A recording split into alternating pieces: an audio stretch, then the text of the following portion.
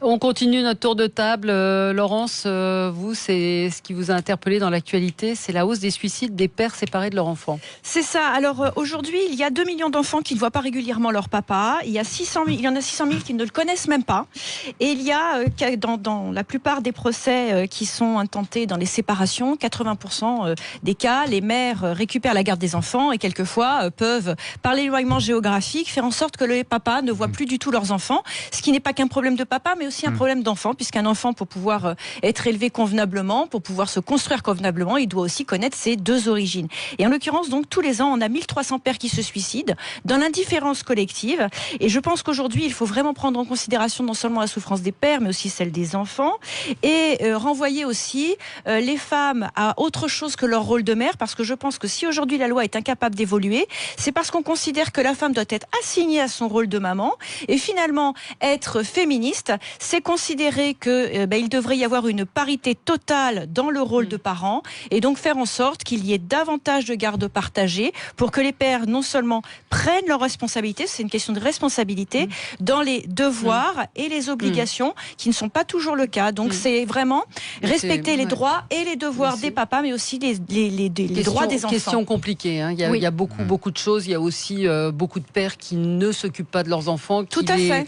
Et c'est pour ça, créer ce devoir, c'est obliger aussi les pères à se mettre face à leurs responsabilités de père. Et je pense que là-dedans, on doit aussi créer très rapidement, parce que c'est vraiment un problème sanitaire là, créer le délit d'entrave parentale, parce qu'il n'est pas normal qu'une femme puisse décider de partir vivre à 850 km de son ex-mari, ôter toute possibilité à cet ex-mari de voir ses enfants, et donc enlever à ses enfants la figure d'un père. Moi je trouve que le combat féministe, il est plutôt sur les pensions alimentaires non payées. Je pense qu'on ne doit pas déconnecter les deux, parce que les deux sont souvent liés.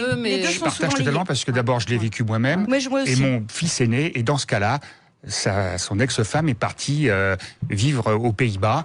Et donc le petit, c'est le petit qui trinque, puisqu'il fait des allers-retours en train, 5 heures pratiquement, quand ils peuvent le faire. Quand ils le peuvent problème, le faire. c'est quand ils peuvent le faire, parce que beaucoup de pères ne sont pas en mesure de payer ces allers-retours. Et du coup, ils ne voient leurs enfants que quand ils ont économisé suffisamment pour payer les billets, parce que les mères se refusent à contribuer à ces allers-retours. Donc, je ne dis pas que c'est la majorité des mères, mais il y a de plus en plus de mères qui utilisent la loi de cette façon-là, puisque la loi finit par valider la nouvelle adresse de la maman, même si elle part sans le consentement du papa. Absolument. Donc tout ça doit être réfléchi différemment.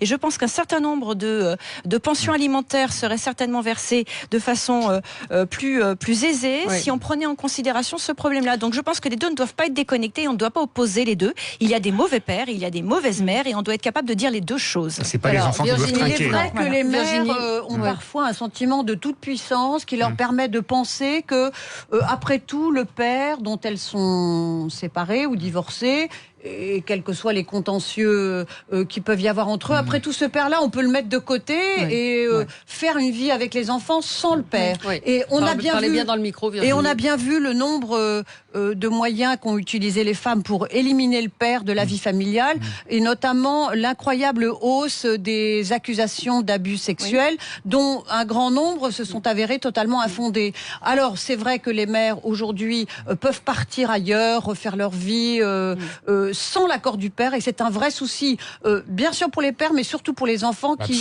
dans ce cas-là, servent, disons, d'objets utilisés entre les parents, d'objets de chantage entre les deux parents, et c'est l'enfant qui trinque, ça c'est parfaitement exact. Mais l'aliénation parentale doit maintenant être reconnue, et c'est très important, il faut en parler.